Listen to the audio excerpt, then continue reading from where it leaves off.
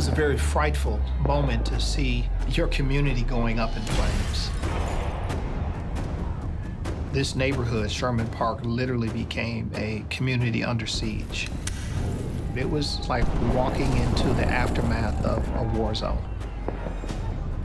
Saturday, August 13th, an African-American police officer shot and killed a 20-something African-American male. My big brother, Seville Smith, was killed August 13th, 2016.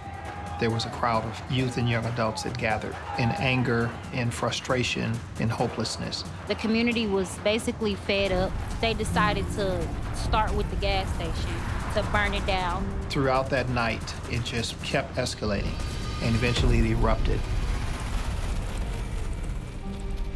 I felt that I was this small and the problem was this big, and I felt a sense of hopelessness.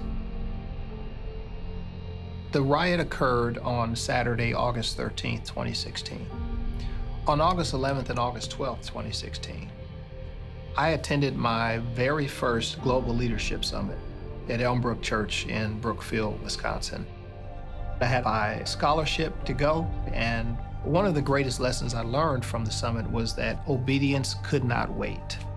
I could not wait for the right time. I could not wait for the heat to die down. I need to lead, follow, or get out of the way.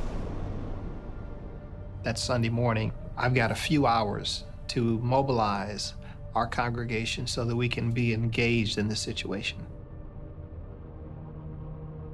I began communicating to our leadership and using as many media means as I could. Park Lawn, we're having service tomorrow. We're going to walk to the riot area and we're going to clean it up. He gathered faith leaders. He gathered people who lived in the neighborhood to start picking up the debris.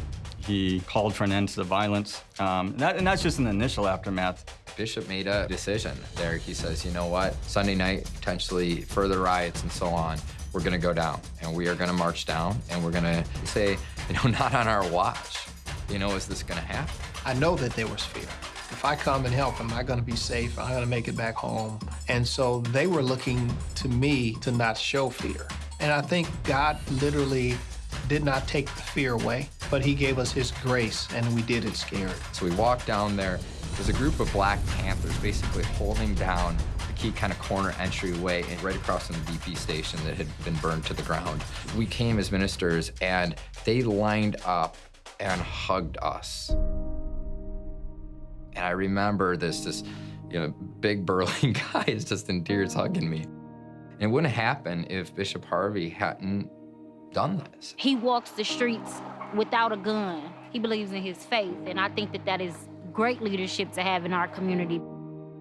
People who had been in other cities where riots had taken place said, we've never seen groups of churches so organized and ready to deal with something like this as we saw in Milwaukee, and that's really the result of his leadership. The greatest thing that has happened through the tragedy is that the church now has been awakened and has left the building.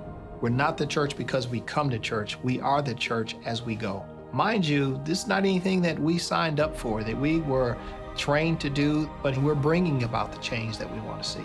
The summit has always been this place that can kind of flip that switch for people to do what you're supposed to do. I personally believe that the Leadership Summit prepared me mentally, emotionally, spiritually for not only that night, but for the days to come and even today. As I raise my level of leadership, the church's level of leadership will rise. And as churches begin to do that, we'll take the community with us. But we also need investors, people who will invest in leadership and who will invest in churches and in pastors and who will invest in the summit. I see the church continuing to walk hand in hand, black, white, red, yellow, and brown. And that excites me. That gives me hope that God's hand is upon our city. Milwaukee is a city of destiny.